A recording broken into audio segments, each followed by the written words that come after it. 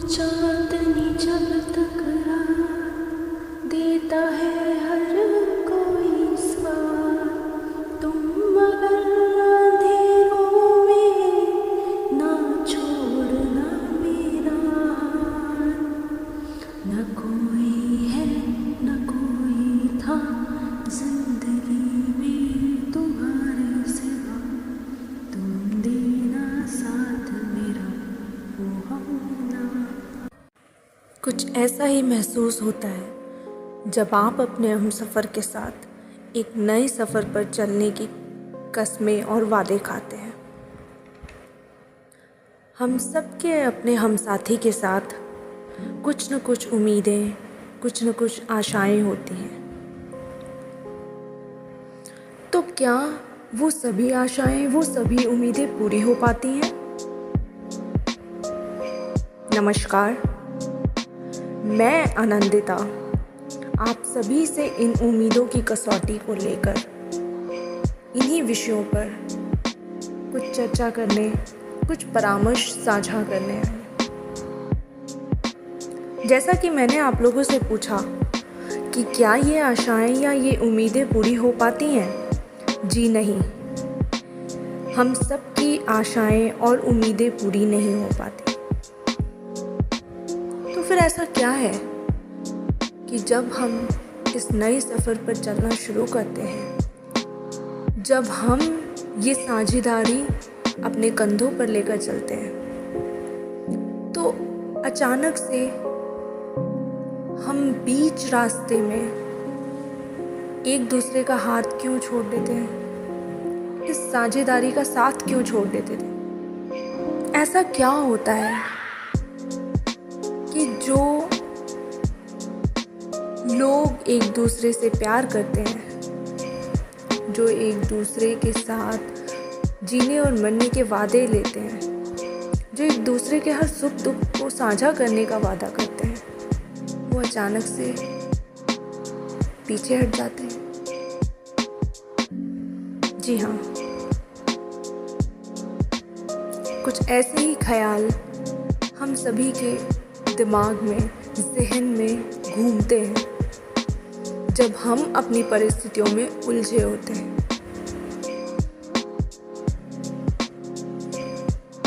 अमूमन हम सभी कुछ न कुछ उम्मीदें, कुछ न कुछ आशाएं किसी न किसी से रखते ही हैं, और यही हम चूक करते हैं। ये जो आशाएं हैं, ये जो आपका भरोसा है, जो आप दूसरों में ढूंढते हैं, अगर इसी उम्मीद, इसी भरोसे को हम खुद में ढूंढ लें तो यकीन मानिए आपसे बुलंद कोई नहीं। आप खुद ब खुद हर परेशानी, हर दुविधा से अकेले लड़ पाएंगे, अकेले जूझ पाएंगे और खुद को जुदा कर पाएंगे। हर औरत की कहानी चैनल को मैं लगभग 1 महीने से फॉलो कर रही हूँ, और यहाँ प्रस्तुत लगभग हर एक कहानी मैंने सुनी है। और हर एक कहानी सुनने के बाद मैं ये कहना चाहूँगी कि माना हमारी परिस्थितियाँ, हमारी परेशानियाँ, हमारे दो राहें बहुत ही कॉम्प्लिकेटेड होते हैं और सबके अलग हैं, पर यकीन मानिए इनसे बाहर निकलना ज़रा भी मुश्किल नहीं। आइए इसी नेगेटिविटी और पॉजिटिविटी फैक्ट को लेकर मैं आपसे अपने जीवन की एक असल कहानी साझा करती हूँ। आज से ठीक 2 साल पहले मेरी शादी दिल्ली से दूर नॉर्थ ईस्ट की एक सिटी में हुई थी, क्योंकि शादी रिश्तेदारों के बीच की थी। तो हम बेहद खुश थे कि हमें किसी तरीके की परेशानी या फिर ऐसे किसी डर का सामना नहीं करना था कि पता नहीं फैमिली कैसी होगी, क्या होगी, क्योंकि हमें शादी जिन रिश्तेदारों ने बताई थी उन्होंने बहुत ही अच्छी शादी कह के ये शादी करवाई थी। मैं करियर में उलझी हुई लड़की, जिससे करियर के अलावा, पढ़ाई लिखाई के अलावा और कुछ कभी किसी चीज़ पे ध्यान नहीं दिया। तो बाकी लड़कियों की तरह मैं ये तो नहीं कह सकती कि मेरा सपना था कि मेरे सपनों का राजकुमार या मेरा हमसफ़र ऐसा होना चाहिए या वैसा होना चाहिए, पर हाँ, मैं चाहती थी कि जिससे मेरी शादी हो रही है एटलीस्ट वो केयरिंग हो, मेरे माँ बाप की मेरे जैसे ही केयर कर सके, रिस्पेक्ट कर सके। बस इतनी सी ही ख्वाहिश थी। मुझे नहीं मालूम था मेरी ख्वाहिशों, मेरी आशाओं की उम्र बहुत छोटी है। जी हाँ, मेरी शादी के कुछ दिनों बाद ही मेरे ससुराल वालों का जो एटीट्यूड था, जो नज़रिया था, वो बहुत बदल चुका था। फिर चाहे वो मेरी सिस्टर इन लॉज हों, मेरे फादर इन लॉ हों, मेरी सास हो या फिर मेरा खुद का हमसफ़र, मैं टूट चुकी थी। पर फिर भी मैंने इस रिश्ते को संभालने की जिम्मेदारी उठाई। मैंने अपने घर, अपने माँ बाप से कभी कोई चीज़ नहीं शेयर की कि उन्होंने बड़े उम्मीद से अपनी इकलौती बेटी की शादी की थी, कहीं वो ना टूट जाए। और फिर समय कितना हुआ था, लगभग 1 हफ्ता, अभी तो पूरी ज़िंदगी बाकी थी। तो क्यों ना आजमा ही लिया जाए अपने हुनर को, कि क्या मुझ में ये हुनर है कि मैं इस रिश्ते को संभाल सकती हूँ या नहीं।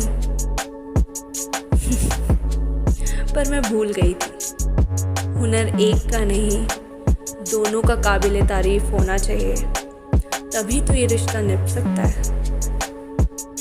तो अकेले इस रिश्ते को अपना हुनर आजमाने के लिए मैं लेकर चल पड़ी थी। धीरे धीरे हालात और चीज़ें मेरे लिए बहुत ख़राब होती गई और एक दिन मैंने अपने पति से ये कहा कि मैं बाहर जाके जॉब करना चाहती हूँ, क्योंकि घर में रहकर मैं थोड़ी डिप्रेशन में जा रही थी और मेरा कॉन्फिडेंस लेवल कम हो रहा था। हालांकि मैं अपनी बहू होने की हर एक जिम्मेदारी निभा रही थी, ऐसी कोई जिम्मेदारी नहीं थी जो मैं नहीं निभाती थी।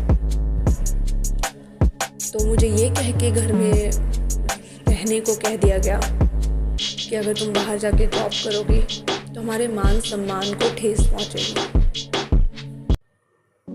ये सुनने के बाद मुझे बहुत दुख हुआ, पर फिर भी मैंने खुद को ढांढस बंधाई और एक बार और इस रिश्ते को संभालने के लिए आगे चल पड़ी। ऐसी छोटी छोटी बातों पर मेरे पति ने मुझ पर बहुत बार हाथ उठाया। मेरे फादर इन लॉ का नज़रिया मेरी तरफ कभी अच्छा नहीं रहा। मेरी मदर इन लॉ भी कभी इन चीज़ों के अगेंस्ट बोलती नहीं थी। आखिर कौन था जिससे मैं अपनी तकलीफ़ साझा कर सकती थी, अपनी परेशानियां शेयर कर सकती थी? किसी से नहीं। मैंने अपने बेस्ट फ्रेंड को इसलिए कॉल नहीं किया कि कहीं ऐसा ना हो कि मैं उसकी नज़रों में कहीं गिर जाऊं। एक डर, एक एंग्जाइटी सी थी मन में। और इसी बीच हमारा रिश्ता और उलझता चला गया। कुछ दिनों बाद हम लोग 15 दिन के लिए बाहर किसी ट्रिप पे गए। ट्रिप पर भी हमारी नोक-झोंक होती रही, पर मैंने अपनी तरफ से पूरी कोशिश की कि इस नोक-झोंक को मैं कभी भी हमारे दरमियान किसी तीसरे को ना देखने दूँ। और ऐसा ही हुआ। मेरी कोशिश नाकाम नहीं हुई। किसी को हमारे बीच की दरार, हमारे बीच की परेशानियां नज़र नहीं आई। For everyone we were happy couple। और फिर हम ट्रिप से वापस आए। ट्रिप से वापस आते ही मेरे फादर इन लॉ ने मुझसे ट्रिप के पैसे मांगे। And I was all shocked। What? क्या था ये? और फिर मुझ पे हर दिन कोई ना कोई जुल्म होता। एक दिन ऐसा भी आया जब मैंने अपने कमरे को लॉक किया, खुद को अपने कमरे में लॉक किया और सोचने बैठ गई कि आखिर मैंने गलती ही क्या की है, क्या किया है कि जिसकी मुझे सज़ा दी जा रही है। All I can say is मेरे सारे ड्रीम्स, मेरे सारे डिज़ायर्स, मेरी सारी होप्स ख़त्म हो चुकी थी। I was shattered. वो लड़की जो हमेशा हंसती बोलती खिलखिलाती रहती थी, आज डिप्रेशन में थी। और इसी डिप्रेशन के साथ धीरे धीरे मैं बीमार होती गई। और जब मैं बीमार हो गई तो मुझे मेरे मायके पगफेरे की रस्म के लिए भेज दिया गया। एक समय ऐसा आया जब मुझे लगा कि इन सब चीज़ों से बाहर निकलने का तरीका सिर्फ एक ही है, खुद को ख़त्म करना, सुसाइड। और मैंने 3 बार ऐसी कोशिशें भी की। पर इन कोशिशों के बाद मैं जब वापस आई तो एक नई आनंदिता थी। I would like to tell everybody, हर उस औरत को मैं एक चीज़ कहना चाहती हूँ जो कि इन परेशानियों में जूझी हुई है, फंसी हुई है, कि आप अपने लिए कदम उठाइए।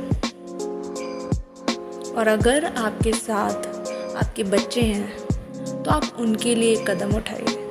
आखिर क्यों सहें हम ये जुर्म? क्यों खुद की जान लें? क्यों खुद को घुट घुट के जीने पे मजबूर करें? सिर्फ इसलिए कि अगर हम इस रिश्ते से बाहर आएंगे तो समाज क्या कहेगा? तो एक बात सुनिए, समाज का काम है बोलना, कहना। और ये कहावत तो आपने सुनी होगी कि कुछ तो लोग कहेंगे, लोगों का काम है कहना। तो आखिर ऐसे कहने और सुनने के बीच में खुद को क्यों फंसाना? खुद के जीवन को क्यों इस रिस्क पे रखना? खुद के लिए कभी सॉरी मत फील करिए, शेमफुल मत फील होइए,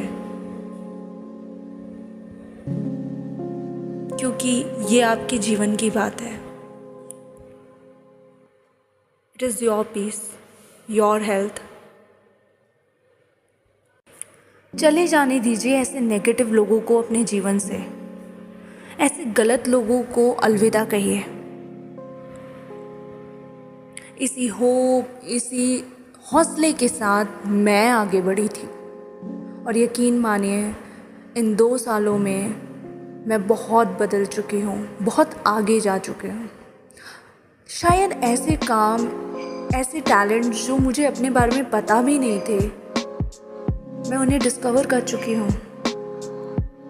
मुझे यकीन है एक दिन I will get the true love of my life, who will understand me, जो मेरे डिज़ायर्स, मेरे होप्स, मेरे ड्रीम्स को समझेगा, जो मुझे सपोर्ट करेगा। और इन सब चीज़ों से बाहर निकलने के बाद, एक लंबे समय के डिप्रेशन को झेलने के बाद, आज मैं जो आनंदिता है वो एक हैप्पी हेल्दी लड़की है। मैं हील कर चुकी हूँ, या शायद कर रही हूँ। आज मेरे अंदर वो पीस है, वो शांति है जिसे उन 4 महीनों में खुद के रिश्ते में और खुद की परिस्थितियों में ढूंढती आई हूँ। I am happy, I am actually feeling Joy, I am रोजी अगैन। आज मैं एक राइटर हूँ, एक पोएट हूँ, एक ब्लॉगर हूँ, एक एडुकेटर हूँ, लाइफ कोच हूँ, काउंसलर हूँ, मेंटोर हूँ। कितने लोगों के जीवन को और उनकी परिस्थितियों को सुधार चुकी हूँ। आज लोग मुझे पॉजिटिविटी की मूर्ति कहते हैं। यकीन मानिए, ये पॉजिटिविटी एक दिन में नहीं आई। मैंने भी आप लोगों की तरह हर उस 2 राहें पे खड़े होकर ये सोचा है कि कहाँ जाऊँ।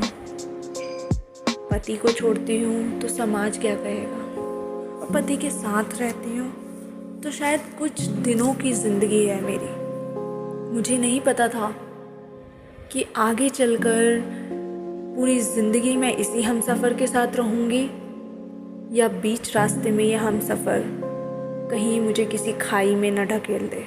मुझे दुख है, बहुत दुख है कि मैं अपनी मोहब्बत को कामिल नहीं कर पाई, मैं इस रिश्ते को मुकम्मल नहीं कर पाई। पर खुशी भी है कि मैंने कोशिश की थी, पर सारी जिम्मेदारियां सिर्फ मेरी नहीं, क्योंकि रिश्ता तो साझेदारी का था। तो आखिर क्यों सिर्फ मैं ही इसमें अपने हुनर, अपने जज्बों और अपने जज्बातों को खर्च करूं। पूरी ज़िंदगी है मेरे पास, और शायद कुछ सालों में मैं इन परिस्थितियों से बाहर भी आ जाऊं। शायद अगर उस रिश्ते में रहती तो आज मैं ये इंसान नहीं होती, इतनी पॉजिटिव, इतनी स्ट्रॉन्ग, जो कभी नहीं थी। समझने की कोशिश करिए, आपकी कोई फिक्र नहीं करता, ना ही आपकी जज्बातों की। No one cares about you. और अगर कोई फिक्र कर सकता है तो वो है आप। इस रिश्ते के बाद हर वो रिश्ता जो मुझे अपनापन दिखाता था और ये समझाता था कि चाहे परिस्थिति कुछ भी हो, हम तुम्हारे साथ हैं, उन लोगों ने भी मुझसे मुंह मोड़ने में ज़रा भी देर नहीं लगाई। तो आखिर किसके लिए, किसके कहने का डर मुझे सताता है या आपको सताता है? माना आसान नहीं है, माना बहुत तकलीफ़ें होंगी, बहुत स्थितियाँ पैदा होंगी जहाँ आपके लिए जूझना मुश्किल होगा। पर जब मैं ये कर सकती हूँ तो आप क्यों नहीं? I don't want to look vulnerable, neither you would like to. I gave it a fight. तो आप भी लड़ सकती हैं। और एक आखिरी बात मैं आपसे कहना चाहूँगी, एक बार आप खुद से मुलाकात कर लेंगे, एक बार आप खुद की खूबसूरती को पढ़ लेंगे, तो आप कभी अकेले या अकेलापन महसूस नहीं करेंगी। जाते जाते ये चंद लाइन्स मैं कहना चाहूँगी। कौन कहता है हम उसके बिना मर जाएंगे? हम तो दरिया हैं, हर समंदर में उतर जाएंगे। वो तरस जाएंगे प्यार की एक बूंद के लिए। हम तो बादल हैं, हम तो बादल हैं प्यार के, किसी और पर बरस जाएंगे। अलविदा, take care, live with positivity and fight back. Namaskar.